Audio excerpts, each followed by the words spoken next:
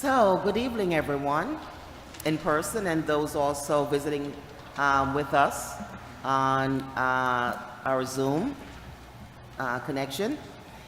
My name is Councilman Shirley Surgeon, and I want to welcome everyone. Those viewing, of course, can be viewed our public comment on our council meeting on HPA-TV channel 96 and channel 6032, both in Comcast and Frontier.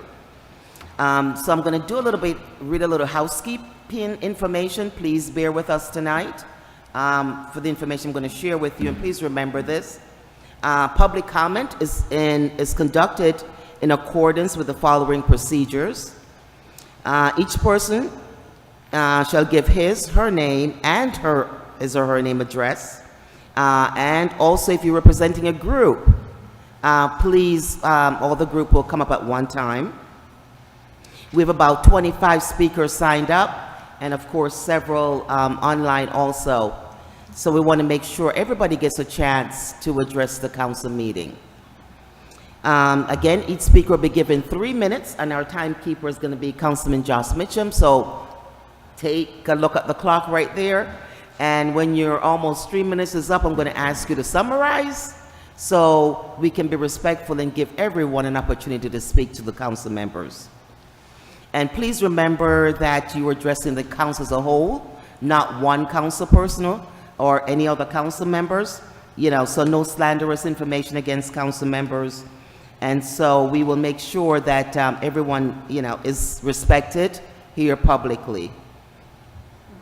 During the comment, there will be no debate, although a council member may ask a question of the person doing their public comment. And I would like to now introduce our council members here tonight. We have to my left, Councilman Josh Mitchum, and our timekeeper. Again, my name is Shirley Surgeon. I'm the council president. To my right, we have Majority Leader Marilyn Rossetti, and also Councilman Amilcar Hernandez. Not here in person with us, we have Assistant Majority Leader TJ Clark, who is here for the meeting, but is doing it through Zoom. And also we have Councilwoman Molly Rosado. And also we have Councilman Alex Thomas also joining us. We'll be hearing all the public comment, even though they're not here, in present, but they are listening to everything being said. So I am going to get started. The first person up to speak is going to be Susan Reynolds. Good evening, Susan. How are you? I'm good. How are you, council members? How's everyone doing? Good, thank you. So I want to speak tonight about the resolution to get rid of whatever bike lanes. Okay. So my name is Susan Reynolds. I live at 470 Broad Street. I live in Capitol Towers. I'm in senior housing. I guess that's it. So anyway, I guess first thing I'll say is, in my neighborhood, in my Frog Hollow neighborhood, only 40% of the people actually own a car. 60% of the neighborhood uses alternative transportation of bikes or buses or whatever, walking, right? So until like a year ago, I hated bike lanes. And then a friend of mine, Louis Cotto, who's up in Boston, he had gone home from Hartford, and he recorded his bike lane ride home. And I was amazed that all these lanes connected, and he could get from point A to point B totally on bike lanes. So I thought, oh my God, this really is a good thing. Things I want to say is what it does, along with it's a mobility barrier, right? Transportation, there are mobility barriers in cost of transportation versus having a bike, right? A lot of young kids get to their jobs with a bike because it's what they've got to do. There are 20 residents, 20 senior citizens, God bless them all, I wouldn't get on a bike to save my soul, in my building who ride around town and that's how they get around. Environmentally, in this city where we have so much asthma and so much breathing difficulty, more bikes versus less traffic is so much better, it's healthier. It's an exercise. It's getting our city healthier. And that's basically what I wanted to say, is that this should not be something that's not continued. We should do it, we should make it better, we should complete the process. Thank you. Thank you. And you guess what? You're so proud of you. Susan, you are within your 3 minutes. Awesome. Thank you. I had so much to say. Well, thank you. Hold that mic here a little. Next up to speak is Amani Shirley.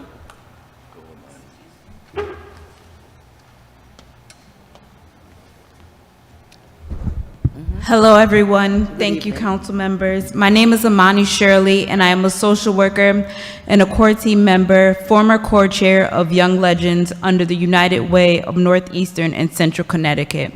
I am a resident of Hartford's 7th District. I am currently engaging in an organizer training with Center for Leadership and Justice, Hartford Communities That Care, and Blue Hills Civic Association. I appreciate the opportunity to testify before you today in support of reinstating the staff and services done by Blue Hills Civic Association staff. I am a past participant of Summer Youth Employment and Learning Program and understand the importance of these employment opportunities. The opportunities I have received through Summer Youth Employment training programs and Young Legends have allowed me to grow both professionally and personally, while also enabling me to contribute to my community. Funding is crucial, and we are emphasizing the importance of reinstating the Blue Hills Civic Association staff so they will be able to serve the community and provide the services our young people desperately need. Thank you for this opportunity to speak. With your support, we can strengthen workforce development of Hartford and help to make sure the youth are prepared to be productive in job opportunities. Thank you again. Thank you, Amani. Next up to speak, Julia Leonard.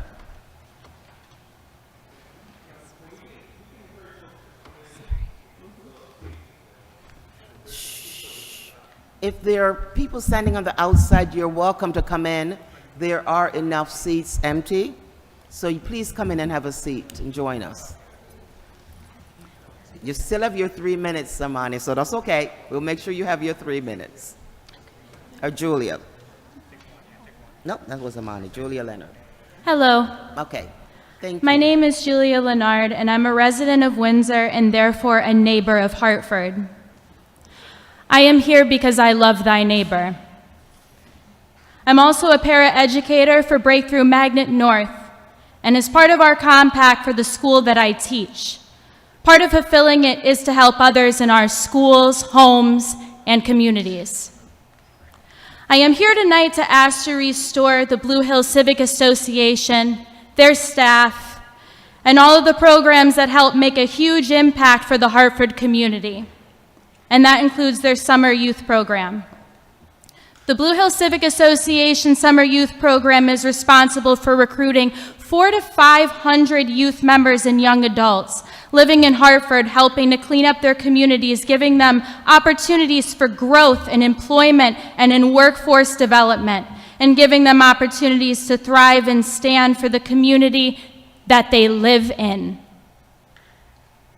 The Blue Hills Civic Association has also helped other nonprofits that also help the Hartford community, including Angels of Edgewood, by giving them a grant to relocate to a bigger space. The Blue Hills Civic Association is one of the only nonprofits in Hartford who actually stands for Hartford.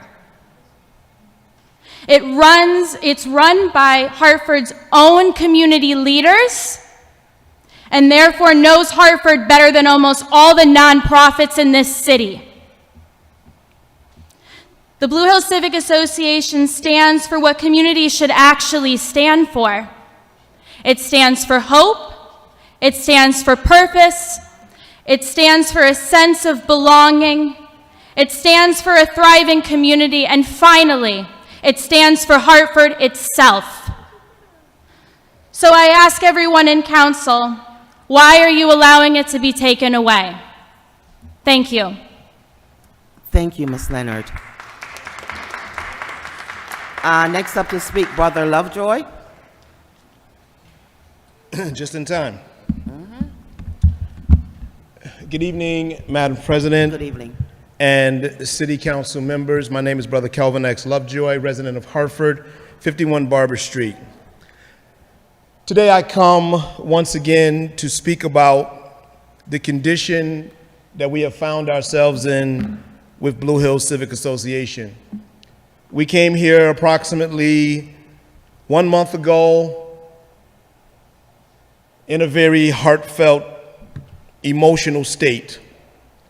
Today, we see a glimpse of hope in the fact that voices have been raised and we have not given up the fight. For 62 years, there has been a mother quietly working in the heart of North Hartford. Her name is Blue Hills Civic Association. She has been more than just an agency. She has been a nurturer, a protector, a provider. She has cradled generations of children in her arms, guiding young people through stormy seasons, and fed the spirit and future of this community with love, wisdom, and opportunity. She was there when our schools failed. She was there when families struggled. She was there when no one else showed up, Blue Hills Civic Association. And like any strong mother, she didn't ask for attention. She simply did the work with after-school programs, violence prevention initiatives, summer youth employment programs, mentorship programs. She raised a village. But today, this mother stands in need. After 6 decades of unconditional service, she is the one who now needs care. Not because she failed, but because those responsible for guarding her have failed to protect her legacy. And who is her family? Her family are the staff. Her family are the residents of Blue Hills in North Hartford. Those sons and daughters who have carried out her work, not as a job, but as a calling. They are the hands and feet of BHCA. They are the voice in this community. They are ready to carry on her name and legacy. That's why this year's summer program is not just about programming. It's about a lifeline. I am here today to demand assistance for the staff members of Blue Hills Civic Association to be able to work with 100 or more students in this city, provided that we have funding and resources to make it happen. We have had various conversations from the state level, city level, although we have not spoken to our mayor. We believe that with resources we can make this happen. I thank you for your time. Let's stand up for Mother. God bless. Thank you. Next up to speak, Alyssa Peterson. And again, to remind everyone, please state your name and your address. Those are the requirements for public comment. Good evening, Council President, Council evening. members. Alyssa Peterson, 297 Grandview Terrace. It's no secret that our city suffers from certain elected officials, some of whom are ineffective, owe each other other serious favors or paybacks, or cause unnecessary silence in one another. Such political favors or paybacks exist right here in this council chamber or your clerk's office, where 2 staffers have their jobs because a former city council member lied for them. You know who they are. Such political favors, paybacks, or silence of some Hartford elected officials cause harm to this city every day, every year. In the last 2 months, we saw a tragic example of political silence with the abrupt closing of Blue Hills Civic Association, which has been a service provider for this city council for many years. It's appalling how this 60-year-old North End agency has been corrupted by certain Hartford politicians while others have gone silent, and news media won't do the deeper investigation needed. If they did, they would have found what myself and others learned. One, this agency wasn't the cause of a $300,000 cyber theft. It originated on their partner agency's side, but the Blue Hills Board did not file an insurance claim timely.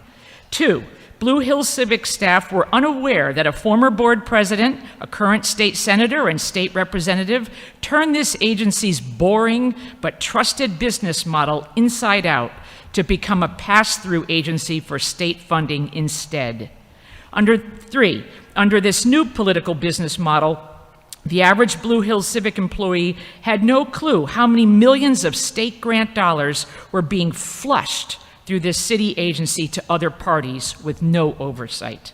Four, that former board president and current state senator and state rep also wrongly helped your former city housing director try to turn Blue Hills Civic into a housing agency, something it had never done before. Well, the positive news is a key staffer and some North End leaders have met at the Capitol to hatch a plan to get partial state funding restored with some fiscal oversight and a renewed commitment to returning Blue Hills Civic back to its old business model of neighborhood organizing and outreach, youth and family programming, senior center management, and workforce development, all of which can be achieved by less state funding and a combination of other public-private dollars and foundation grants.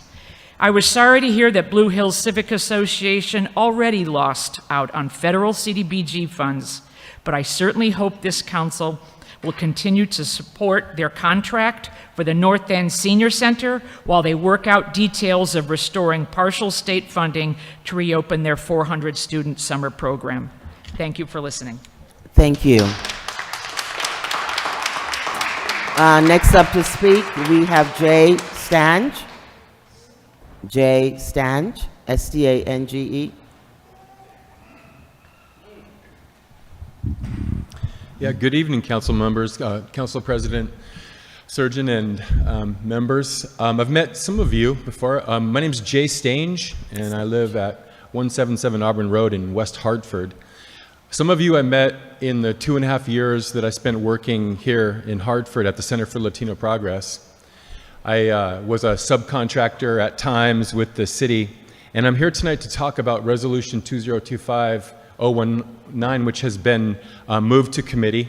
And I want to talk about it tonight because when I read through the resolution, the first thing I thought is that this council might benefit from my sharing a little bit about some of the fantastic work that gets done by your city staff. And what I'm talking about is the Department of Developmental Services Division, the Complete Streets Task Force, and the folks who have been, for years now, bringing some of the top level consultants in the world, as well as hardworking NRZ members to the city to design safe, slower streets and traffic calming infrastructure along with bike lanes here in Hartford. The model that's been created by your staff here is recognized by folks in New Haven and West Hartford as world-class work. And the folks that do safe streets, traffic calming work and design bike lanes and oversee the Complete Streets plan here in the city of Hartford have been, for many years, addressing what I see as an emergency in the city, which is that we have one person every month in the city of Hartford who is either killed or seriously injured who is walking or riding a bicycle. That's 143 people in the last 10 years. I think we all would like to change that. And you have amazing staff here who are doing that work and who are being recognized for it outside the city and who are saving lives every day. And I see Resolution 2025-019 as telling that group of people that their work is unimportant. And I think that any money that gets spent reviewing this excellent work should be better spent on Hartford Public Schools. There are some wonderful things being done in this city. Right now we have a pilot program. 500 students are receiving free bus passes in the city of Hartford for the entire school year to get to after-school programs, sports, jobs, social interactions with their family and friends, church, the grocery store. We have an opportunity here in Hartford where more than 1/3 of our residents don't own a car, 1/3 of our families don't own a car, another third own one car that's in poor working condition. We have an opportunity to continue making sure that people can get from point A to point B safely. And I would urge you to please look at the amazing work that's being done by your staff right now. Thank you very much. Thank you so much. Great, thank you. Next up to speak, we have Ethan Eric. Hello. Good evening, Ethan. Good evening. My name is Eitan Ehrlich. I live at Ethan. No problem. My name is Eitan Ehrlich. I live at 2074 Park Street. Thank you for the opportunity to speak, Council President. I'd like to address you as a recent graduate. I had my commencement ceremony yesterday in the city of Boston, and in January moved back to the city of Hartford. my hometown. Congratulations and welcome back home. Thank you very much. So I moved back to Hartford in January to pursue working in the film industry here in Parkville. I recently moved to a new apartment also in Parkville. Now, I've also had the opportunity to experience urban mobility and kind of living without my car in Parkville. I'm able to walk 10 minutes to work. I'm able to bike to the grocery store, to the restaurants that I frequent. Now, what I'm concerned about with this resolution that's been introduced to readdress or reconsider the bike lanes and urban mobility and urban infrastructure in Hartford is that it's really taking a step back on the progress that we can make with the Complete Streets plan. I'm grateful and lucky to have experienced living in Boston for 4 years where the city came together, provided teamwork, and worked together to make a city that worked for everybody. For somebody in a wheelchair, they're able to use the street in the same capacity as somebody driving with 4 wheels and a bit of metal surrounding them. Now, I urge the city to continue the progress of the Complete Streets plan and to find that forward progress. Rather than reconsidering the work that's been done to make that plan, we should go forward with the plan that exists to continue the work that's being done. As you'll hear from plenty of statistics, people are dying on the city of Hartford streets who are less vulnerable than a motor vehicle user. I experienced that in Los Angeles, where I was assaulted by a car driver as I passed them in a bike lane. Now, I'm lucky that that resolved and I'm alive, but that could have ended very differently for somebody else. Now, I see the same situations happening in the city of Hartford that I experienced in Los Angeles, where a driver followed me for 3 miles and proceeded to punch me across the face. Now, I'm concerned that this resolution will lead to the city of Hartford kind of stagnating in the progress that is very much possible to happen. So I urge the city council to consider this resolution and consider what progress can be made. One thing I love to think about is that humans, people on 2 feet, buy things, right? Patronize businesses. Cars don't patronize businesses. So this concern that we have to have parking for people to patronize businesses is, I consider, a little backwards. Hartford already has enough parking. We should consider how we can build the city and redesign our streets, especially when they're being repaved or resurfaced, which is a great opportunity to implement these urban mobility improvements. At those moments, we should consider how we can make the city work for everybody, not just motor vehicle users. So thank you for the opportunity to speak. Thank you, Aiton. Next up to speak, we have Paul Ashworth. Mr. Ashworth? Good evening. Good evening. Thank you, Council.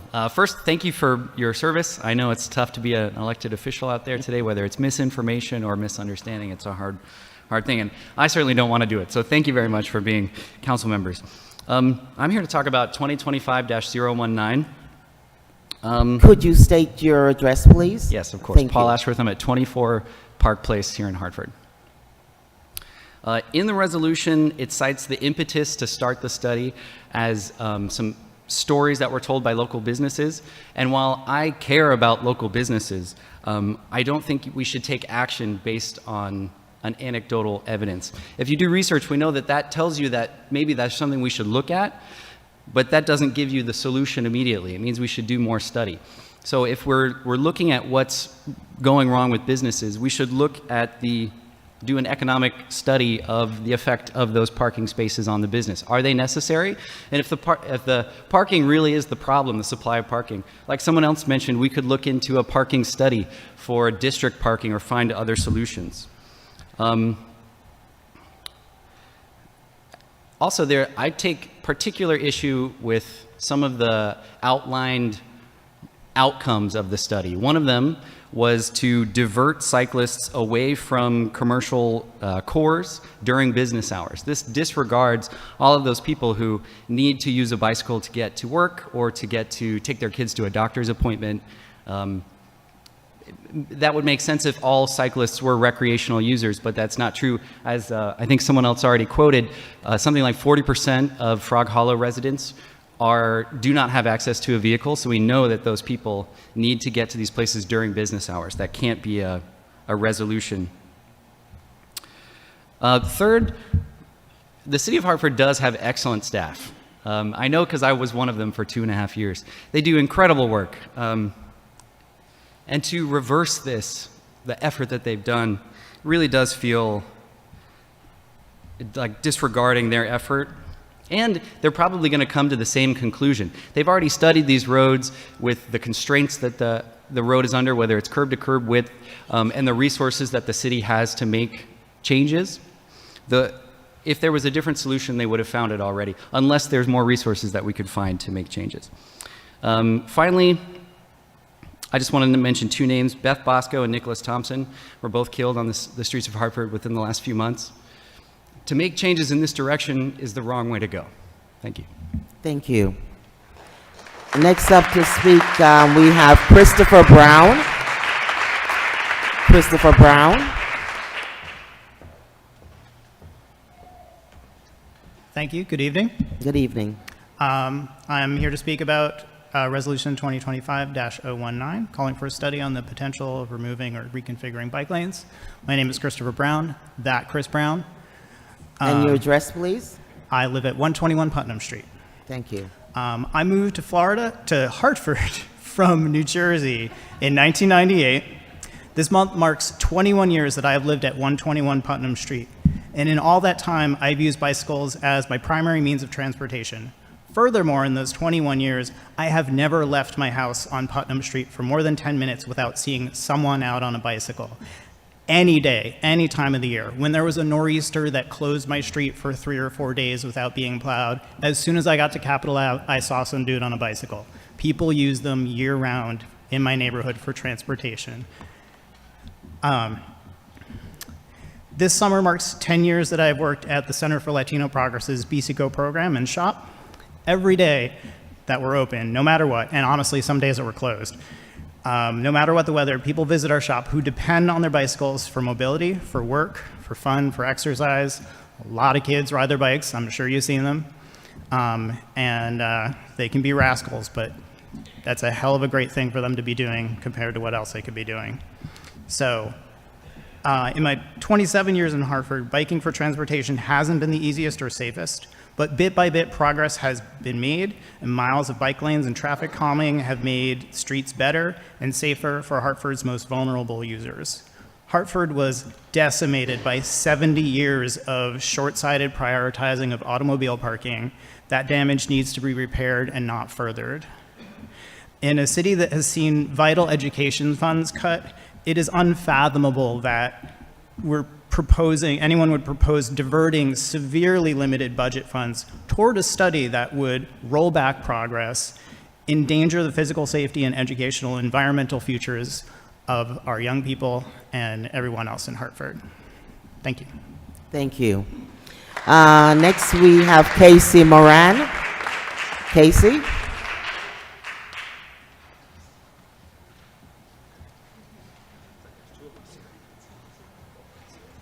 Good evening. Hey, good evening, Council. My name is Casey Moran. I live at 1 Linden Place, and I'm here to speak in opposition to the Complete Streets revocation resolution. And I'm focusing on the Complete Streets aspect because that is the important thing here.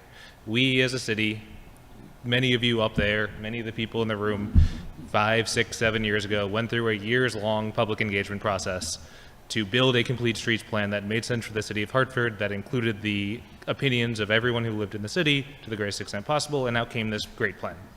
This great plan recognized the fact that, as many people have said, there are so many people in our city that don't have a car, that get around on bike, that get around on foot, that get around in a wheelchair, that don't look like me.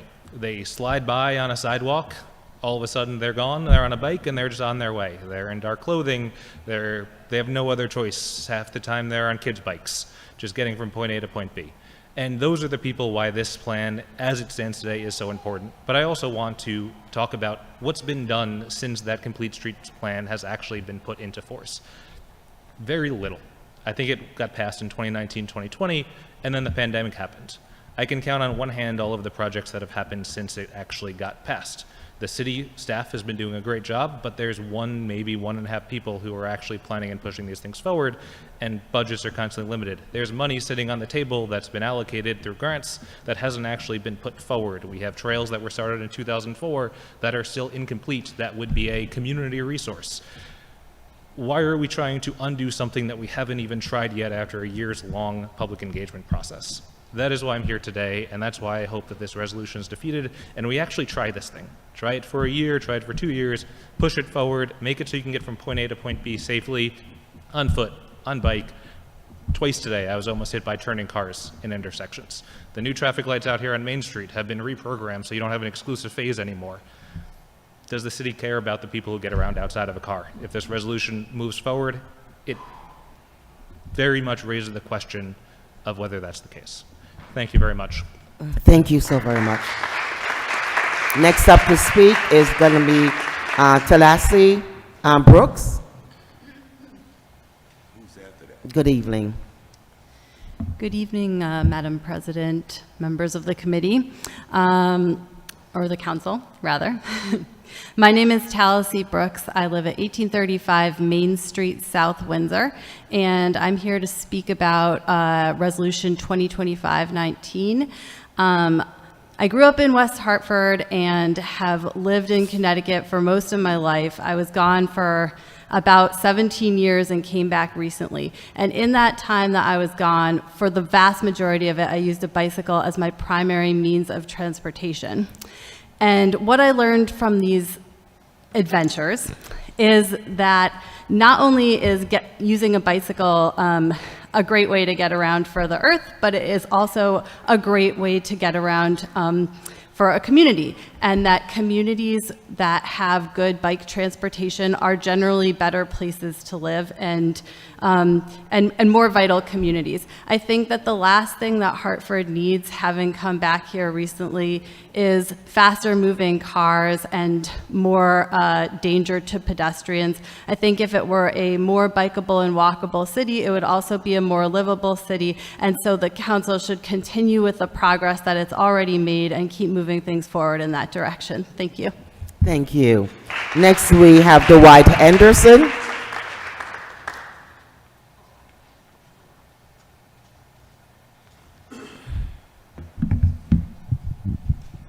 Good evening. I'm Good Dwight evening. Henderson. I live at 33 Mill Street in Weathersfield. I'm here to talk about Resolution 2025019 concerning bike lanes and bike infrastructure. I'm a nurse who works at Connecticut Children's Hospital. My wife is as well. We bike from Weathersfield into Hartford for work because it's a much simpler way to get to work. There's no parking at Connecticut Children's. We have to take a shuttle. It's quicker for us to ride our bikes. And what I want is more safety, and I don't want to go backwards. When we look at places like Weathersfield Avenue, they're going northbound is really safe. You have the ballards and it's a protected bike lane. But going south, it's very unsafe. People are often parking in the bike lane itself, obstructing, causing you to have to ride in the road, which then angers drivers who accost and harass bicyclists. And what I don't want to see is all those bike lanes stripped away and moved to be greenways or other activities. As much as I love those, I'm a bike commuter and I want to be able to access Hartford safely, and I think others do as well. And we should be able to get to work and back and to places like the Excel Center and back safely by way other than car. Thank you. Thank you. Next up to speak, we have Brett David Schuler.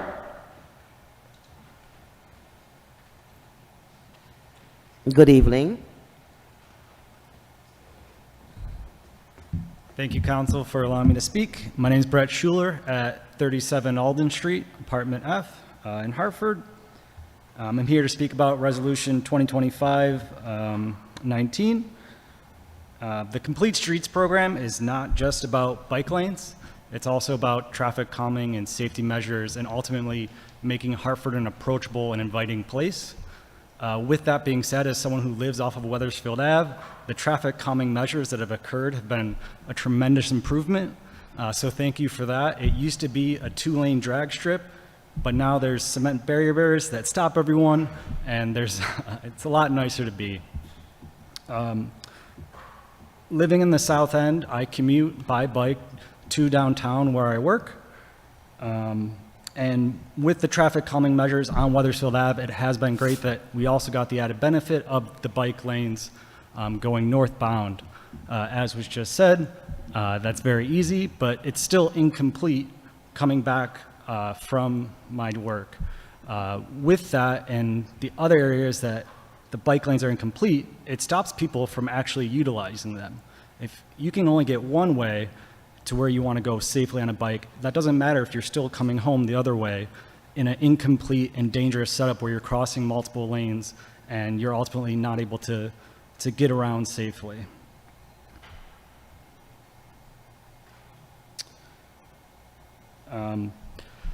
I think with that, I just want to reiterate what other people have said, that we'd like to continue the Complete Streets program. Do not give up on it before we can bear the fruits of these labors.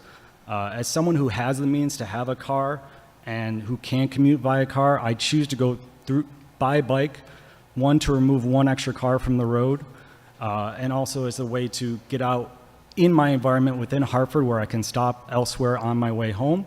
But if we roll back our bike infrastructure, I'll feel less safe and I will no longer want to commute by bike. And once I'm in a car, it makes me think, well, why should I live in Hartford if I'm going to be in a car driving in and parking in some big parking lot with everyone else?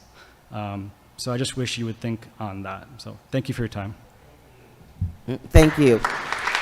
You know, we're gonna try to key up the next speaker. So the next speaker is going to be Rob Peters. And right after Mr. Peters, we're going to have Dwight Teal, so we can, you know, get everybody all teed up for their 3 minutes. Good evening, sir. Good evening. Thank you. Thank you for hearing me, Council. My name is Rob Peters. I'm at 21 Sherman Street, and I am here tonight to voice my opposition to Resolution 2025-019. The city has spent a lot of money, a lot of time, and a lot of resources in the last few years with its dedicated employees working on these complete streets to solve a problem in Hartford, which is, you know, irresponsible driving, traffic violence, and it'd be a shame if we went backwards on that, because the resolution seems like it is a mission in search of a problem. So I just wanted to voice my opposition to that, and thank you for your time. That's all I got. Thank you so very much, sir. Dwight Teal. I'm sorry, Dwight Teal. And then right after Mr. Teal, we have Phoebe Law. Good evening. Good evening, everyone. My name is Dwight Teal. For years,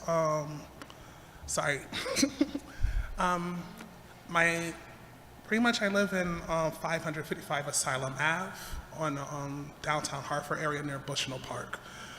For years, as I fixed kids' bikes from the north end and then moved to the south end to work at Bisico with my friend Chris, for years, I always see people ride their bikes, doesn't matter the model or the type, from BMXs to old school road bikes or even the new modern bikes. They go back and forth.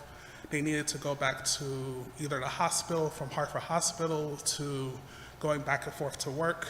The amount of stories I hear from customers of how they ride their bikes is like overwhelming in a good way for me.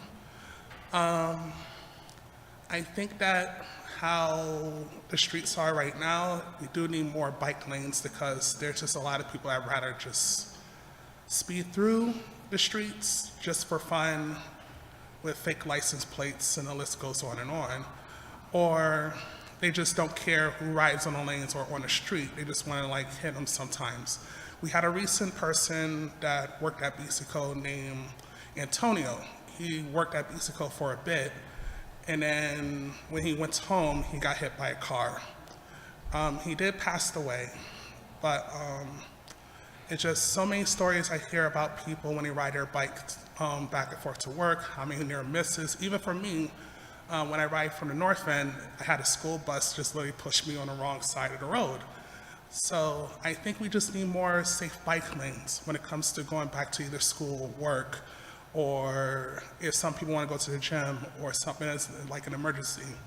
I think we need to improve on that part, especially near the north end. Thank you. Next up, Phoebe Law, and we are going to do, right after Phoebe, Arthur Rodriguez. If you're going to talk about the bike lane resolution, folks, you can just say the bike lane resolution. We don't go around using all those numbers all the time. We talk about what it's about. So you could just say that, save yourself a breath. Okay. Good evening, council members. My Good name evening. is Phoebe Law from 39 Robin Road, West Hartford, Connecticut. I represent a fairly new group called the Bike Mafia, and I ride in a monthly critical mass, which in part was founded in response to West Hartford businesses not recognizing that cyclists are a big part of their community and business. We have about 150 to 200 members who ride around the greater Hartford area. We're a lot of young professionals who love to eat, drink, and spend our money.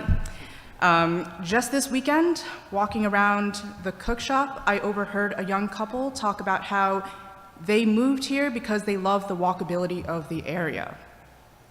Being in a walkable and cycling-friendly area not only helps businesses, but make a community feel safe and friendly.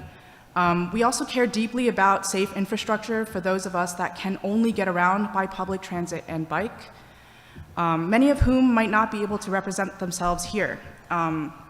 Since our founding less than a year ago, we've had helped put up 2 ghost bikes in Hartford. Ghost bikes are white bikes put up where a cyclist has been killed. We don't want to put them up anymore. We just want, a friendly community, a place where we can ride and help the businesses out. But I hope you consider that, and thank you for this opportunity to speak. Thank you. Next up would have been, gotta see. I think I just lost my position. Arthur Rodriguez, followed by Mr. Ken Green. I'm sorry, what was that? Is it Arthur? Yes. Rodriguez? Arthur Rodriguez. Yes, sir. 75 John Street in Hartford. I'm up talking about the bike lane resolution. I grew up in Hartford the first 20 years or so of my life, 25. And growing up, my family did not have the means to own a car, so we relied on walking most of the time, myself included, to get to and from school. We relied on buses, taxis, and once I grew up, we did have the means to afford, the bare minimum of a car that had wheels. It didn't always last, but it got us around. I did have times away from Hartford where I was able to spend time in West Hartford and other places that had bare minimum bike infrastructure around, but it was in place, and it kind of gave me a little more courage to approach Hartford with the lens that I don't need a car. It takes bravery. It's a lot of risk to depend on your fellow driver to operate their vehicle responsibly. That goes even if you're not on a bike. Just try walking through downtown and not keeping your head on a swivel. Things happen. It's very dangerous to be on foot, on a bike, and I think focusing on traffic calming, focusing on making sure that we can get our pedestrians or cyclists and just the people that maybe don't have the means to afford a vehicle, and that goes in tandem with spending. If you don't spend $200, $300, $400, $500 a month on your vehicle, that gives you excess income to spend on businesses around. But I think the most important thing going forward is to make sure that our fellow neighbor, the people of our city, are able to get home safely. Thank you. Thank you. Ken Green, followed by Evelyn Green. Good evening, State Representative Green. Good evening. Thank you for allowing us to have a few minutes to speak. I have 3 items that I want to talk about very quickly. Hopefully I'll have a minute for each of them. First is the Blue Hills Civic Association. You've heard a couple of speakers speak this evening. I would ask that the City Council take an initiative to talk to the Blue Hills community and open it up to a public meeting where we get some answers as to what is happening with the Blue Hills Civic Association. What happened in terms of a number of people getting fired in the middle of the night without any accountability to the community as to how that might impact the services for our youth, our elderly, and those in our community. We ask that you support reinstatement of the staff, and we ask that you have a public meeting with the Board of Blue Hills Civic Association and its interim director to find out what is the direction of the Blue Hills Civic Association in the next few months. I believe that part of what has happened, because there's so much misinformation in the number of people that I've talked to about it, I continue to get new information as to the process. It appears to be that if it was a financial situation that caused the Blue Hills Civic Association to lay off its entire staff, then I want to know what was that financial situation. I don't tend to believe it myself.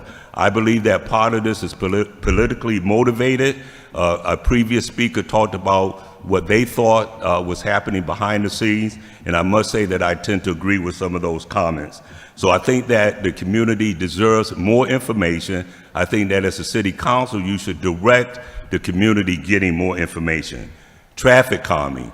We have a study in traffic calming for the Blue Hills community. I do not agree with the recommendations that I've seen posted on the internet in terms of what the recommendations were for the traffic calming in Blue Hills.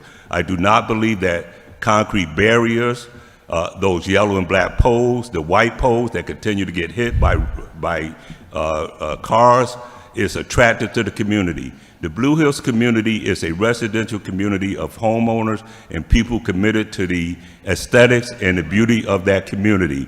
We do not want it to look like Weathersfield Avenue with the concrete. Nothing wrong with the residents, but we are not in a war zone. We do not want our community to look like a war zone. And we believe that if you do have staff of the city of Hartford that's working with communities on traffic calming, that they come back to the community, talk to the community, and listen to the ideas of the community versus telling the community, we've studied this, we're experts at this, this is what we believe happens with traffic calming. I asked the city council, are you intending on asking for speed cameras and or stoplight cameras in the city of Hartford? If you do, there are some communities that could use that to help with traffic calming. The last point is that there's a request for a rehabilitation of a building at 25 Cornwall Street. That rehabilitation, I believe, is a person called Vincent Lloyd Enterprise. They would like to have a community center. If you allow that, and I believe that zoning should come to the Blue Hills community and talk about these kind of projects. If you agree that somebody should have an entertainment venue at that 25 Cornwall Street, we should limit that venue to have all activities done by midnight. We have to talk about parking in that community, and we have to talk about that capacity. And if there's going to be allowed, enforcement of those things need to happen. We don't want things to come in our community. You expect that we should accept it. You think that we believe that we want it, and we don't have the information. Do better at allowing the community to have an input on how that community looks. Thank you. You know, you will say, why do I allow, when you thank people for their public service, Representative Green was a state representative for several decades in the city of Hartford, and out of respect, I allowed him to go longer than his 3 minutes because he served this community for so long. So thank you, Representative Green. I'm sorry, Mrs. Green. Go right ahead, ma'am. That's fine. My name is Evelyn Green, and I'm a resident of 223 Granby Street in Hartford. I'm here to speak about the traffic calming. Okay, but I do want to say that I am in favor of the Hartford City Council helping the Blue Hills neighborhood with the Blue Hill Civic Association, and we do look to you to give us some guidance and help bring people together so that we can have the needed conversations. The residents, and when I say residents, I guess I'm talking about my husband and myself, since we are residents of Blue Hills. We understand the importance of traffic calming. I want to make that clear. And we need to make our neighborhoods safe. But we also understand that well thought out plans are the key to maintaining a strong quality of life. And quality of life is very important for Blue Hills and for Hartford residents. Many times when people come in for development, quality of life is one of the things that's not thought about for our residents. As longtime Blue Hills residents, we believe change and growth is evident and also good. However, change that undermines the very characteristics of a neighborhood can be detrimental to that neighborhood's climate and residents. The Blue Hills neighborhood in Hartford experienced significant development after World War II. It transitioned from a predominantly rural area to a suburban, low-density neighborhood. That's the way it was designed. With the construction of 2 low-density public housing areas, Westbrook Village and Bowles Park, and the construction of small, single-family ranch-style homes. The design was purposefully planned, providing accessibility to housing for many first-time home buyers. And the characteristics of the neighborhood continues to attract tax-paying residents to Hartford and the Blue Hills neighborhood. We hope that the city will work with the residents in the community to address traffic concerns. We hope that the city of Hartford would not trade off our quality of life for what we're trying to do with safety. The proposed plans, which is what's planned for some of the areas in our neighborhood, are these mini islands which will help to constrict the streets, but a lot of our streets, I don't believe, are large enough for those mini islands. Those mini islands also bring in those metal poles, as Mr. Green spoke about, that brings a different look to our neighborhood, okay? And also, some of the areas where the traffic calming is proposing, where they do bump outs at major intersections, are intersections that have a lot of bus traffic. Plainfield and Granby Street is a major area for congestion already when the school is when people are going to school and school is being let out.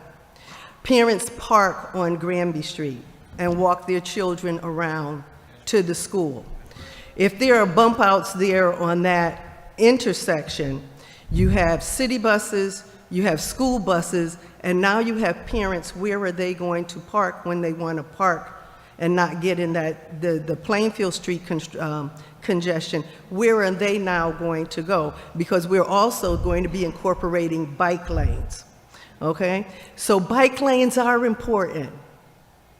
The residents are important. Could you summarize, please? Traffic calming is important. And I believe that we don't have to trade off one for another. I think we need to work with the residents of the city to come up with unique ideas and not canned ideas that they come with things that they already have in mind that they want to do. Thank you. Thank you. Next up to speak, we have Kendrick Drakes. Kendrick Drakes. Good evening, Mr. Drakes. Good evening. My name is Kendrick Drakes, and I live at 211 Granby Street. And everything that my neighbors just said, I concur. Put in these signs, these deterrents, if you care to call it that, in the middle of the streets. They're not going to solve the problem. If a guy is speeding, I don't care what you put in front of him, he's going to find a way around it. Just the day before I left home, a car came down Granby Street, and I bet you he had to be doing at least 70 miles an hour. Went through 3 stop signs and a traffic light. If he disregards those, What makes you think he's going to regard the stuff that you put in those triangles that you're talking about putting in the streets? I don't think it's going to serve the purpose. Somebody trying to swerve away from one of those triangles can lose control and run into somebody's house. It is not going to work on Granby Street. When they rebuilt Granby Street, I was pushing to get speed bumps at Holcomb Street and at Plainfield, simply because there's a little valley, if you will, and everyone seems to think they can do 100 miles from this point to that point. Those things are not going to work. Thank you for your time. Thank you. Next up to speak is Brad Cromley. Brad, good evening. And right after Brad, we're going to queue up Camille Thomas. Good evening, Council. Good evening. Thank you so much for your time. My name is Brad Cromie. I live at 14 Anvil Drive in Avon. I'm fortunate enough to be able to commute into Hartford nearly every single day. Take a tremendous amount of pride in having one of the cheapest, most efficient means of transportation and not ever having to drive my vehicle. My wife drives our vehicle to take our kids around. As an avid cyclist, the level of importance of having a safe commute for not only myself, but the family of pedestrians that I see every single day. All of us are family. Anyone we see on scooters, on a skateboard, walking, it's family every single day. Much of our commute is fairly safe on the way in. There are multiple areas, specifically with cars parked in them, that become extremely dangerous. And in those areas, every single morning, I see somebody almost get hit. I've gotten hit multiple times in Hartford, pushed off the road, as Dwight has mentioned earlier, but also fully agree that there is not going to be just one solution. As the ma'am had mentioned earlier, it takes everyone coming together to create a solution that works for all. Just bike lanes, just pylons, just barriers, just nothing. None of that's actually going to work. I've been fortunate enough to live in some great cities that have figured it out. Hartford is very, very close in a lot of areas. And in that commute, those traffic lanes just disappear sometimes. Even on the commute over here, traffic lanes they're not continuous. There's a lot of things that we can do in certain areas to make it just a little bit better. And in pushback to the bike lane resolution, that little bit better every single area, listening to everyone, making a plan that everyone can be happy with is exactly the direction we need to go. Thanks. Thank you, sir. Sir? Representative, Sir? One Sir? second, Miss. 1 second. Sir? Ms. Thomas, just give. Could you come up to the microphone? So I just want to let the public know that I am the proponent of the bike lane resolution. It was never my intention, nor does it say in this resolution that our goal is to do away with bike lanes. I support bike lanes.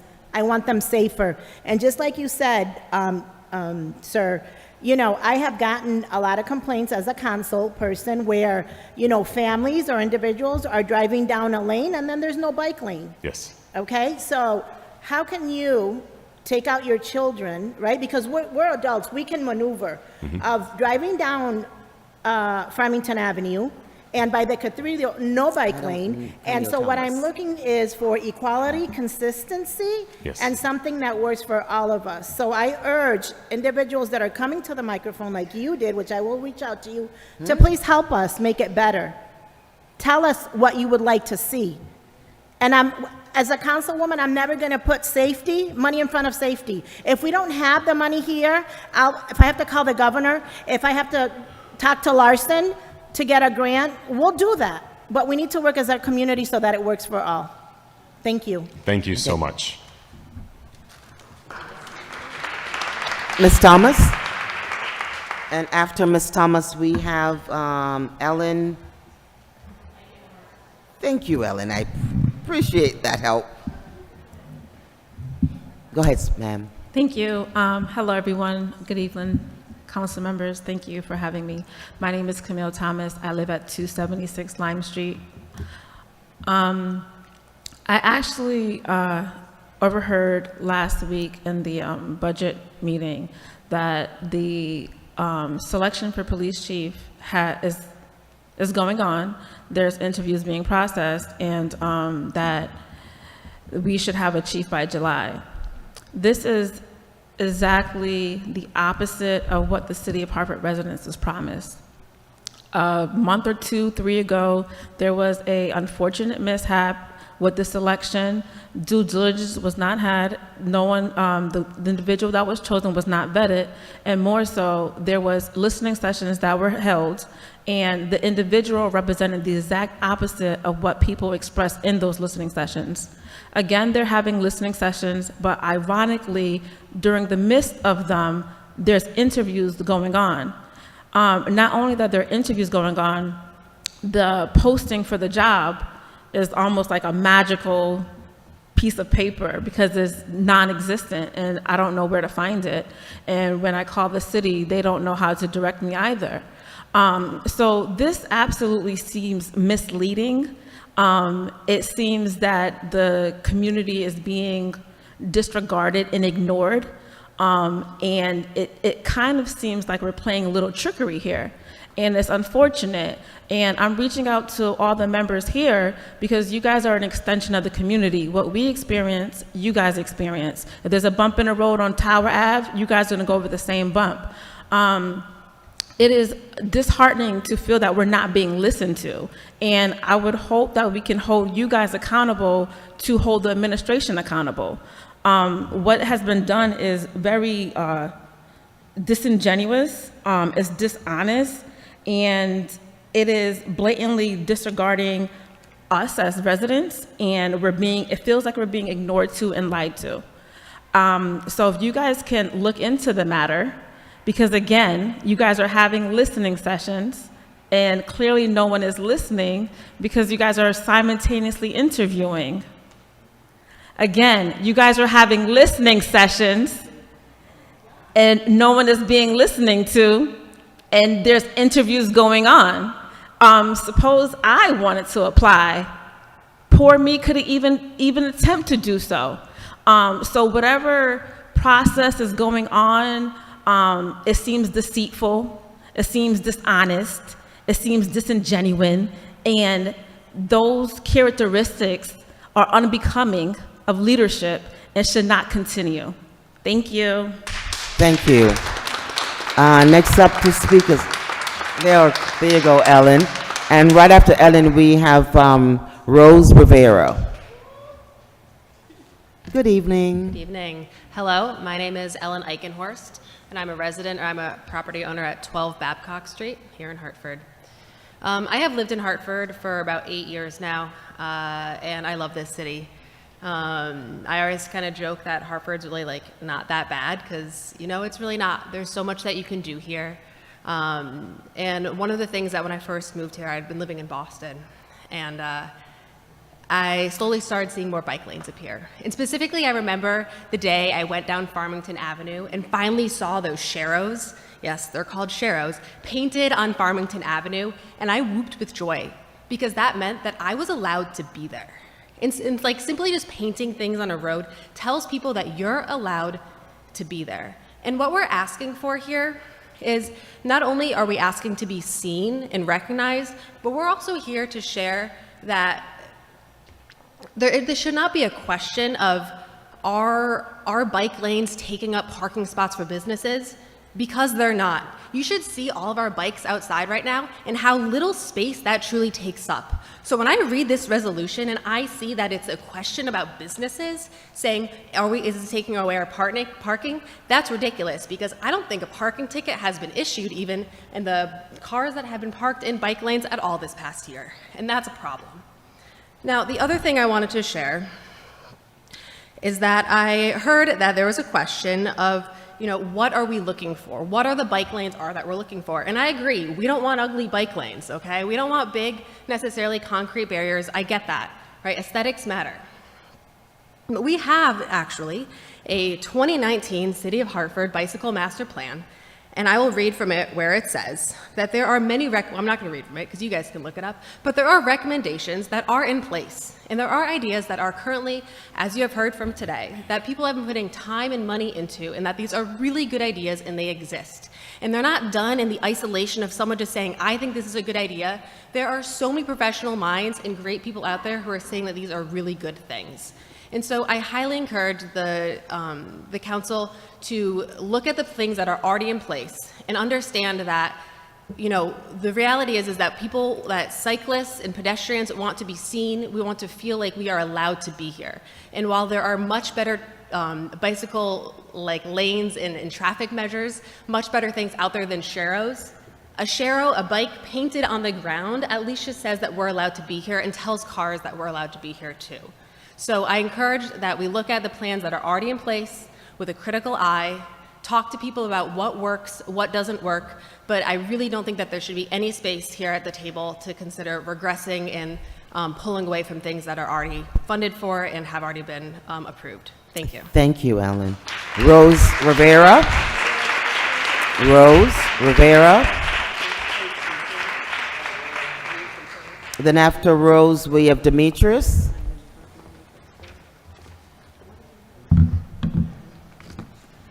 Good evening. Good evening. I live on 51 Martin Street, and my name is Rose Rivera.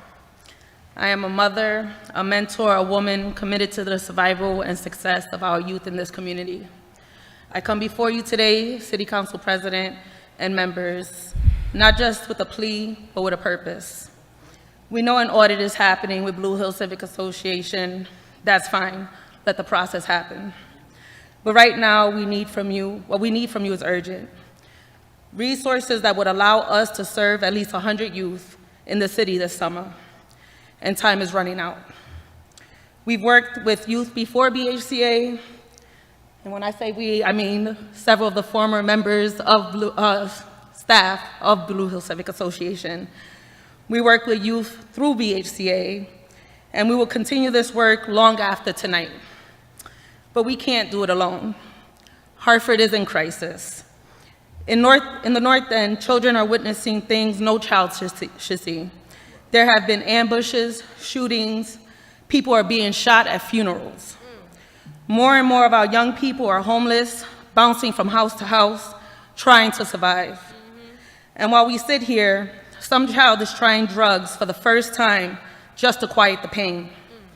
And school is about to be let out. We need to be ready. We are calling on you, City Council leadership, and the Mayor's office to act with urgency. We need to be ready. What we're asking for is simple. Fund what already works. We are prepared to deliver high-quality, high-impact youth employment programming this summer for 100 youth in Hartford.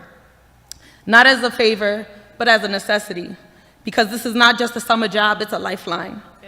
Let me tell you about a young man. I won't use his name to protect his privacy. Last summer, he joined our program. At the time, he was dealing with incredible personal challenges. His mother was ill, his immigration status uncertain, and he had no real support system. But through youth organizing for social justice, YO4SJ, and summer youth employment, he found a connection, purpose, and power.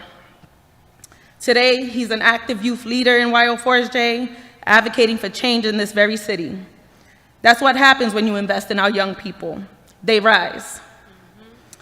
So I stand here today along several former staff of BHCA and say, we are ready.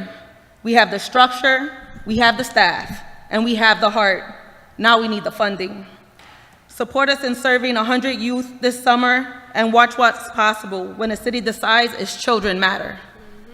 Thank you. And before I go, I would also like to let everyone know that the North Hartford Public Safety Coalition is having a public safety summit tomorrow at 6 p.m. Thank you, Rose. Demetrius. Then right after Demetrius, we have Cheryl Banks. Good evening. Good evening, everyone. Thank you for the opportunity to testify. My name is Demetrius Kutumbas. I live on the Berlin Turnpike right across the border next to Goodwin Park in Wethersfield. I'm here to speak on the resolution directing the reevaluation of the city's bike lanes. I bike through Hartford almost every day to get to work. On my way home, I ride down Maple Avenue where the bike lane is almost blocked by parked cars. This is by the tavern. The bike lane over there is not protected. It's a painted bike lane. My understanding is under a previous directive, the police no longer enforce the parking rule on bike lanes. The reality of most of Hartford's bike lane is that it's a compromise made because the city doesn't have the budget for protected bike lanes, a compromise made to preserve curbside parking and even double parking, even on wide high-speed roads. What we have are painted lines that are easily ignored, especially when enforcement is absent. Now with this resolution, we're being told that even those compromised bike lanes might need to be reevaluated or scaled back. Let's be honest, there's very little left to balance. The balance already happened and the car won. It is clearly evident that the idea that bike lanes are harming businesses is being used to justify another round of delays, studies, and rollbacks. But many of us who ride know that our lives depend on the limited infrastructure that we have. Many of us bike because we have no other affordable or alternative option. If the city wants to help small businesses, don't do it by putting cyclists back in traffic. Instead, focus on building the safe, connected network we've been promised for years. Thank you again for the opportunity. Thank you so very much. Ms. Banks? Cheryl Banks?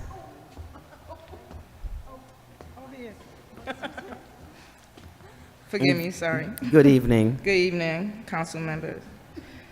All right. Good evening, council members, neighbors, and family. I rise today not just as a community member, but as a daughter of BHCA. But as a daughter of BHCA, daughter of a mother who has given her all to this city. Her name is Blue Hill Civic Association. For 62 years, this matriarch, BHCA, has cared for this community the way only a mother could. She cradled our babies and nurtured our families. She stood between our young boys and girls in the streets. She filled our homes with opportunities, guidance, and love. She didn't wear a title or need applause. She just showed up every day. She and her family, AKA the staff. Our mother built after-school programs when the system didn't care. She created job opportunities when others turned a blind eye. And every summer through SYELP, she helped hundreds of our children believe that their dreams mattered. But today, I find myself standing here for her. Because right now, this mother of North Hartford is hurting. She's being silenced, stripped, and slowly erased by forces that never knew her the way we did. They weren't there when she fed us. They didn't see her stay up all night writing grants so our children could be safe and paid in the summer. They don't know her sacrifice, but we do. Okay. And I refuse to let her name die. Her staff, my brothers and sisters, have always been the arms and feet of this mother. And I stand here today to say we will carry her legacy. This summer, BHCA's Summer Youth Employment Program must live on. It is not a luxury, it is her love language to this community. It's her way of saying, I still believe in you. So I call on you, on all of you, not to bury the very mother who raised us, but help provide the needed dollars and resources to run the SYLP program this year. North Hartford cannot afford to lose the heartbeat that has kept so many of us alive and whole. I speak for the daughters and sons who were raised through programs like the SYLP. Your help and real commitment is needed now. Thank you. Thank you. Next, we have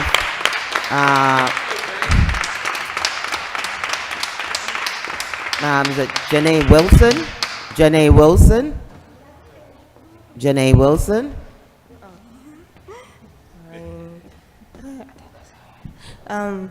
Hello, Good my name evening. is Janae Wilson, and today I wish I could say I was thankful for being able to speak, but I frankly find it appalling that some of these discussions that happen to be around resources and allocating support towards students' development are such hard things to talk about and gain for us students. I am a student of Weaver High School. I've been part of Blue Hill Civic Association for the past 3 years as also a youth member of YS4SJ, the youth organization for social justice. And me and my fellow students have directly benefited from Blue Hill Civic Association. BHCA has established work programs, job training. They created the WIMBOG program, which have taught me and many other students different skills such as lobotomy, food prepping, cosmetology, and lifeguard and CPR training, all of which has been cut with now that BHCA is no longer part of our school. It has introduced me to so many other organizations in Hartford and many of the issues going on in this community and gave me a platform to speak my voice on it, which is especially important as a student, given how Black and brown my community is, especially compared to the rest of Connecticut, and how silenced we are and how underrepresented we are. And I'm hoping you will provide the resources needed to help students and continue these programs, especially the summer youth program. Thank you. So we're going to go with Leah Beckett, and then Ms. Shabazz, then Allison Lee Pfeiffer. After that, we're going to have two people holding on Zoom. Yeah, so Leah Beckett is the new mother who had to leave. She lives Oh, on she's 35 gone? Hungerford Street, excuse me. She just wanted to echo her support for for bike lanes, for the complete streets. She bikes around, she gets to work. She lives in Frog Hollow. Many of the streets there are dangerous. And just to kind of put a motherly touch on it, she used her bike to get to her midwifery appointments recently and didn't feel safe doing so. So she brought her kid here today to testify, but the kid had to go home and go to sleep. So Thank you. We'll record that her opinion. Next, we have Ms. Shabazz. Or Mr. Mr. Shabazz. Sorry, Mr. Shabazz. My name is Rakib Shabazz. I'm a 52-year resident of Hartford. I live here all my life. I just came to support, actually, but something came over me to speak in reference to the Blue Hill Civic Association and the resolution that they're trying to get passed. Growing up in this city, I know about the trials and tribulations of not having programs and services. And Blue Hills Civic Association is the heart of Blue Hills and Albany Avenue. They help countless people, not just young people, they help old people. They've helped people with their basements when they were flooded and nobody else was helping. I just hope that you can consider sincerely to help them because they are helping. I hear in here talk about safety, community, family, and there's lots and hundreds of families that's being affected by them not being here right now. So please consider that. That's all I have to say. Thank you, Mr. Shabazz. Allison Lee Pfeiffer. Allison? Thank you very much for staying with us, Allison. That will be the last person in person, and we have a few people holding on Zoom. Please go ahead. Hi, my name is Good Allison evening. Pfeffer, and I live at 33 Mill Street in Weathersfield. Okay. Thank you for having me here today, and it's an honor to be in the presence of so many great civic leaders talking about their communities.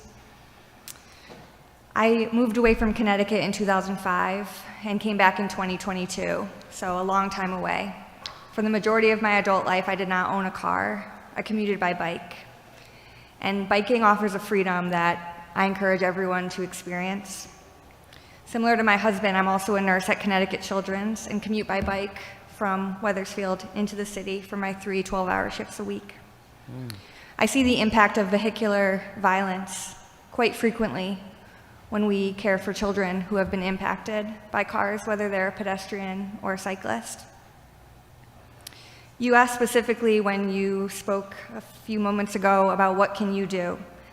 So I could go on about how we don't need to reinvent the wheel and we know how to make streets safe for pedestrians and cyclists, but I'm here right now to make a different request. Drivers are displaying extremely antisocial behavior on the roads these days. The speed, the lack of following the rules of the road, stop signs, right turns on red without a stop. Cars are unsafe for anyone not in a car. And so I ask that everyone in this room, council members and guests, consider their driving habits when they are behind the wheel. The speed limit is the limit. It's not a recommendation. It's not the floor. Stop signs mean a complete stop. Right turn on a red means you have made a complete stop at the line. Consider a child, a cyclist, a person with a mobility device that you may not see. And I encourage you also to talk to your friends and family about their driving habits. It is not cool to speed. It is not cool to run red lights. So what can cyclists do? We can keep advocating for the safe infrastructure we know exists, but drivers need to change their behavior.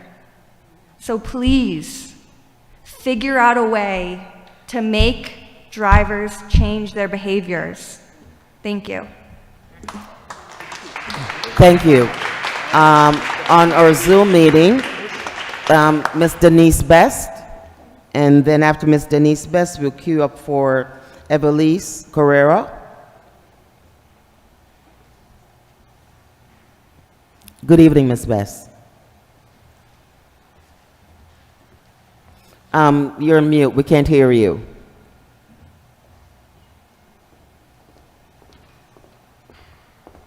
Yes, sorry about that. Good evening, esteemed Good evening. Council President and members of the Council. Thank you for this brief audience with you this evening. My name is Denise Best, and I'm from 12 Deerfield Avenue in Hartford. When I first learned that the doors of BHCA, that's Blue Hill Civic Association, had been closed and that the staff had been unceremoniously let go, I knew that it could not have been the result of some criminal act carried out by a member or members of the staff. With the exception of Brian Matthews, I know each member of the staff intimately because I worked for Blue Hills for several years. It is unfortunate that the board allowed rumors to run rampant in the time it took to exonerate the staff by providing a plausible explanation while it continues to oversee the investigation. For 62 years, Blue Hill Civic Association has provided vital services to our community, our youth, our family, our seniors. I would ask that the City Council propose resolutions to support Blue Hills by convening community meetings and providing financial support so at the very least, the Summer Youth Employment Program can remain on track. That is so vital to our youth, particularly those who were saving money to go back to college in the fall. These are the things that kept Blue Hill Civic Association fully engaged in the Summer Youth Employment Program year after year after year. Many of the young people that you hear speak tonight went through that program and then became members of the staff. They have always kept in touch with the people they have touched, the youth that they have touched over these years. So please provide them the support they need so that the senior center remains open and available to continue to meet the needs of those seniors, our most vulnerable citizens. From the youth to the seniors, we need to give as much help and assistance financially and every other way to the staff of Blue Hill Civic Association. Thank you for your time, Madam President. Thank you, Ms. Best. Next up to speak is Evelise Carrera. Good evening, Evelise. Good evening. I don't envy your jobs once again, so thank you for being out here. I wanted to begin by expressing my support for Paul West's police chief, someone much better and less embarrassing than Tyler McCoy. The city is actively holding interviews for a candidate at this time. Please consider him. Second, I wanted to express, I wanted to comment on the storefronts by Arrowhead and just express my surprise at the city's dedication at more empty storefronts in the downtown area and the need to segregate downtown residents from the greater city. There's already enough storefronts. They can patronize so many businesses on Albany Ave, Blue Hills Ave, and Park Street. There is no reason for more empty storefronts. Right now, Pratt Street is half empty. Finally, I'm here in solidarity with the Blue Hills Civic Association. Many of the grants that will be discussed after public comment are for police in hopes that we can arrest our way out of crime. Youth employment is the easiest way to prevent crime and keep children alive this summer. If this was Farmington, those kids would be all set. But the children in Blue Hills Civic Association that are being primarily serviced are Black and brown. Blue Hills Civic Association gives so much to the community. Instead of giving more funds so police can harass Richard Barrington's mom, let's actually reduce crime. Please restore funding to the Blue Hills Civic Association. Thank you very much for allowing me to speak today. Thank you. That concludes our public comment. Did we sign up and I didn't call you? I did sign up. Maybe it's just. I also sent in comments earlier, but I'm I'm here. I did also send email comments in, but I'm able to be here, so I'd like to read them. Well, you know what? Why don't you go ahead and then right after you're finished, we will close out our public comment. Thank you very much, Council President. My name is Rodi Genie. I live at 33 Babcock Street. Yes. Excuse me. I am one of the co-chairs of the Frog Hollow NRZ. I'm talking today specifically about the bike lane resolution. In our neighborhood, more than 40% of all residents lack access to a personal vehicle and consequently walk more than their suburban counterparts and rely on other means of transportation, such as bicycles. Studies have demonstrated that increases in walkability and bikeability improve the overall quality of life in neighborhoods. The Frog Hollow NRZ has consistently supported pedestrian-friendly measures that calm traffic and make our streets safer for drivers, bikers, and residents on foot. Traffic calming has become a unifying priority in our neighborhood. It's a rallying support across diverse groups of all corners of the neighborhood. So much so that it's been one of the key drivers of recent membership growth. Before the City Council considers changes to the current walkways and bikeways via this ordinance, we ask that the data be gathered to make informed and fair decisions. While we all have anecdotal information and seek simple conveniences, we urge the council to look at our neighborhood holistically and work to improve the roads for all of our residents. Thank you for your attention, and we look forward to working with you to improve our city streets. Thank you, Mr. Jean. Thank you. Could you again, I apologize if I missed you, but thank you so very much for giving us your comment. Certainly. Thank you. I just want to thank everyone who came out to provide us with your point of view and your comment. It's really important. This is part of your duty civically to speak to us as elected official. So thank you for those zooming in. Thank you for those here in person. And I'm going to close out this public comment section. And in about 10 minutes, we'll get started with our regular scheduled council meeting. Thank you and good night.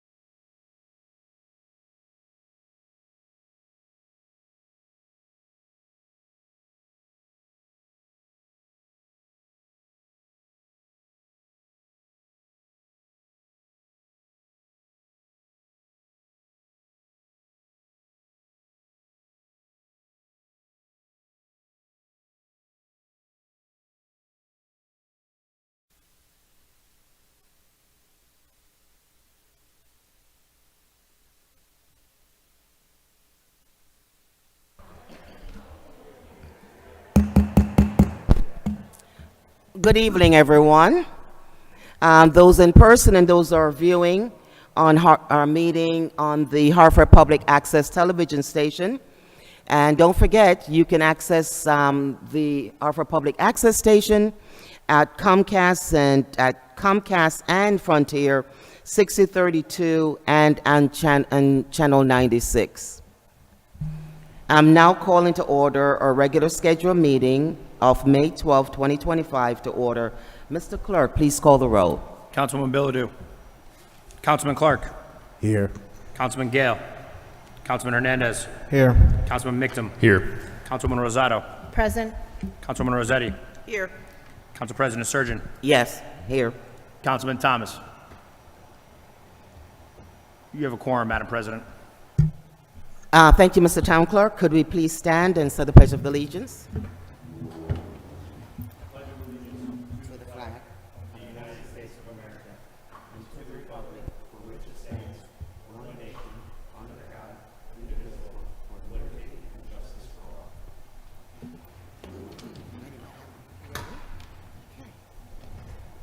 Thank you, Mr. Town Clerk, for leading the Pledge of Allegiance. Madam Majority Leader, you have the floor, please. Thank you, Council President. I make a motion to approve the minutes of April 28th, 2025. Second. A motion's been made and properly second to approve the minutes from April 28, 2025. Mr. Town Clerk, please call the roll. I motion to approve the minutes. Councilwoman Bilodeau. Councilman Clark. Yes. Councilman Gale. Councilman Hernandez. Yes. Councilman Mictum. Yes. Councilwoman Rosato. Yes. Councilwoman Rossetti. Yes. Council President Surgeon. Yes. Councilman Thomas. Yes. Pass. Madam Majority Leader, you have the rolls. You have I the make a floor. motion to suspend the rules to add a supplemental agenda item 8.1, which I will read later.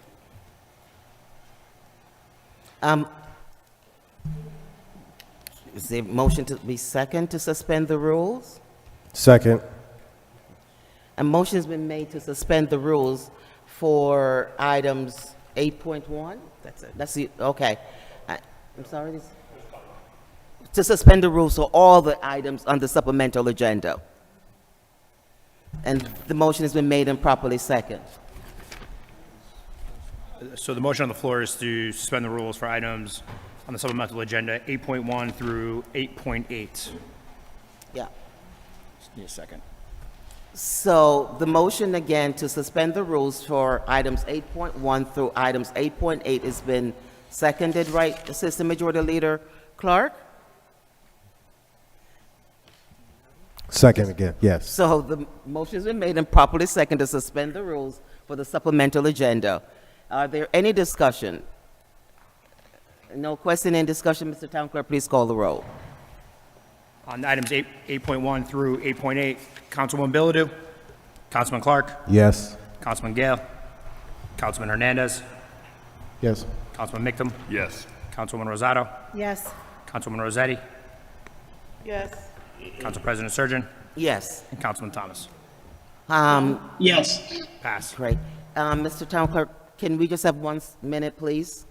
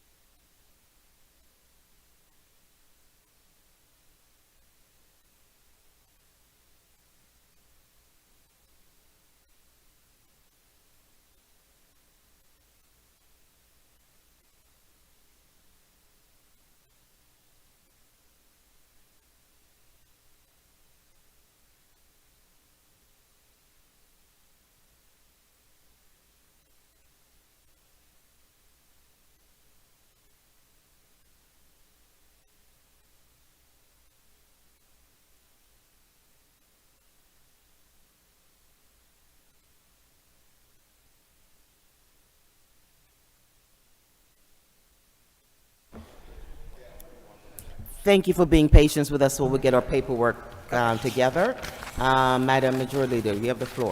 Thank you, Council President. I make a motion to consent the following items. 3.1, Mayor Al Rumplan with accompanying resolution authorizes and empowers the City of Hartford to enter into the above grant agreement with the Friends of Keeney Park. 6.2, Mayor Al Rumplan with an accompanying substitute resolution approving the annual plan for funds awarded by the U.S. Department of Housing and Urban Development for the program year 7/1/2025 through 6/30/2026. 6.3, Mayor Al Rumplan with accompanying resolution authorizing capital repairs at facilities managed by the Hartford Parking Authority. 6.4, Mayor Al Rumplan with accompanying resolution to convert the northern dead-end portion of Ann Uccello Street to a pedestrian plaza. 7.1, Council President Surgeon, Majority Leader Rossetti, Councilwoman Bilodeau, Councilman Hernandez, and Councilman Mitchum, resolution to raise the pride flag. Mayor Al Rumplan with accompanying resolution confirming the appointment of Timothy Fisher, Esquire, to the Civilian Police Review Board. And 8.7, Mayor Al Rumplan with accompanying resolution authorizing acceptance of a grants award under the 2023 Project Safe Neighborhoods Program from the Office of U.S. Attorney, District of Connecticut. 8.8, Mayor Al Rumplan with accompanying resolution authorizing the Hartford Police Department to accept a grant from the National Insurance Credit Bureau. Second. A motion has been made and properly second to place the following item on consent. Excuse me. Oh, Council President, I need to mention that 6.2 is amended, and also that I abstain from 6.2. So now we have, you're going to second the 6.2 being amended? Sure, second again. Thank you. All right, so let's talk about this. So a motion's been made and properly second to place the following item on consent. Item 3.1, item 6.2 as amended, item 6.3, item 6.4, item 7.1, items 8.6, items 8.7, and items 8.8. Are there any discussion? Council President, as I said, I abstain from 6.2. Councilman Rossetti is abstained. Duly noted. Thank you. No discussion, seeing or hearing no discussion, Mr. Town Clerk, please call the roll. Councilwoman Bilodeau. Councilman Clark. Yes, with the extension of 6.2, I'm going to abstain from 6.2. Duly noted. Councilman Gale. Councilman Hernandez. Yes. Councilman Mitchum. Yes. Councilwoman Rosado. Yes, and Mr. Clerk, could you please add my name to 7.1? Thank Noted. you. Councilwoman Rossetti. Yes, but again, abstain Abstention from on 6.2. Thank you. Confirmed. Council President Surgeon. Yes. And Councilman Thomas. Yes. Passed. Thank you, Mr. Town Clerk. Thank you, Mr. Town Clerk. Madam Majority Leader. I make a motion to receive the following items. 3.7 to Operations Management Budget and Government Accountability, Communication Discharging, Recommended General Fund Budget and Capital Improvement Plan. 1 second, Majority Leader. Motion to receive. I didn't say motion to receive? Oh, motion to receive. All right.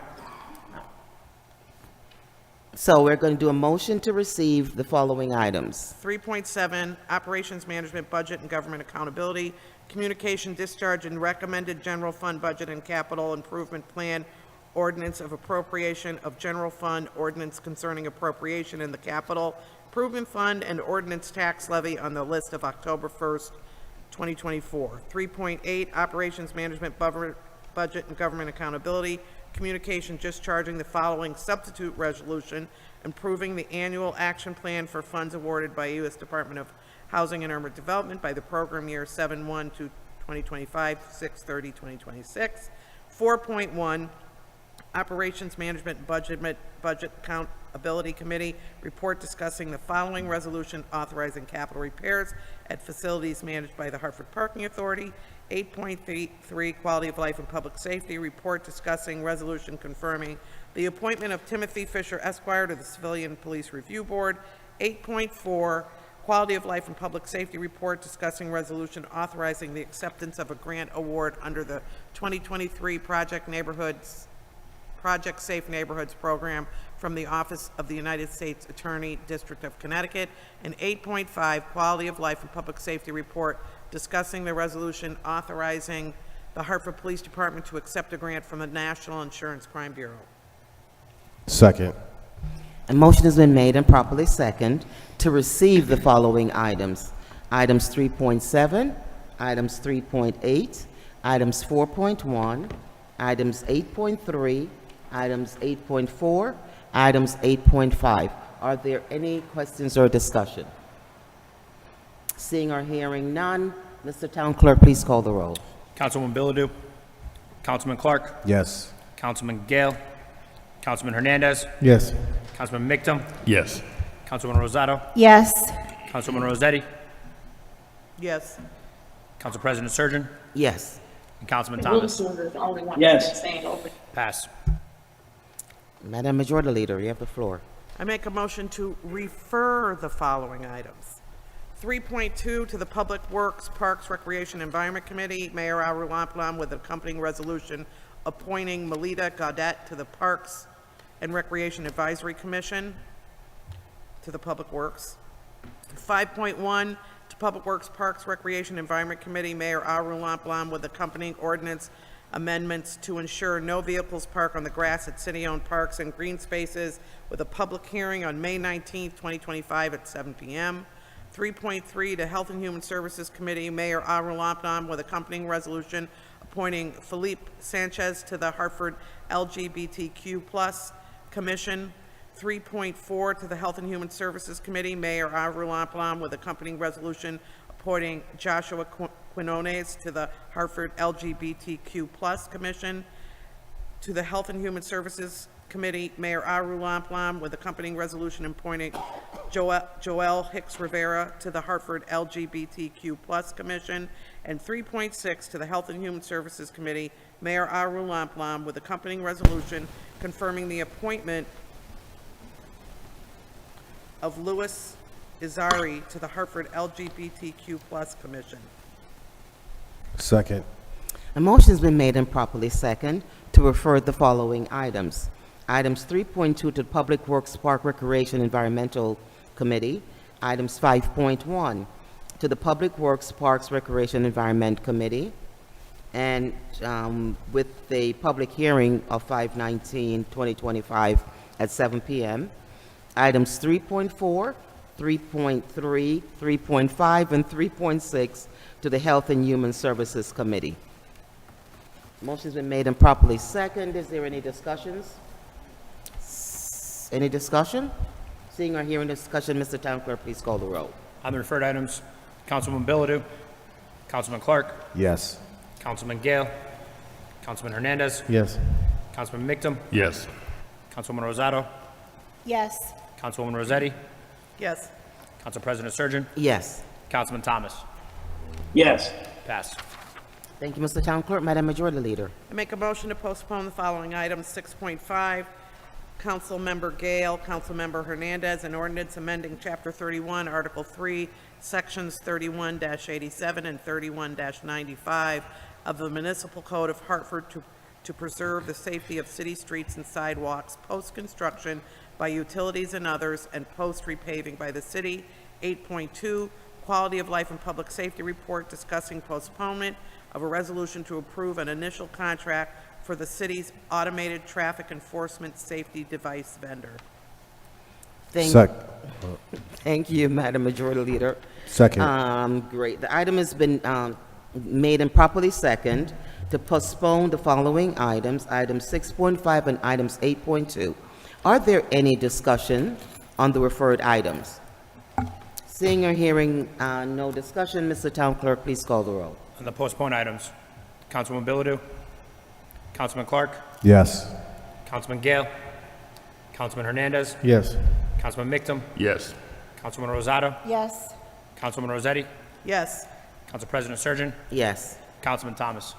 Yes. Pass. Thank you, Mr. Town Clerk. Madam Majority Leader. I make a motion to adjourn to No. executive session. No. We had a long public Recess. comment this evening. I make a motion to recess to executive session. To enter. Enter Okay. into executive session. Is anybody going to second? Second. A motion has been made and properly second to go into executive session. Are there any objections, discussions? Seeing none, Mr. Town Clerk, please call the roll to go into executive session. On the motion to go into executive session, Councilwoman Bilodeau.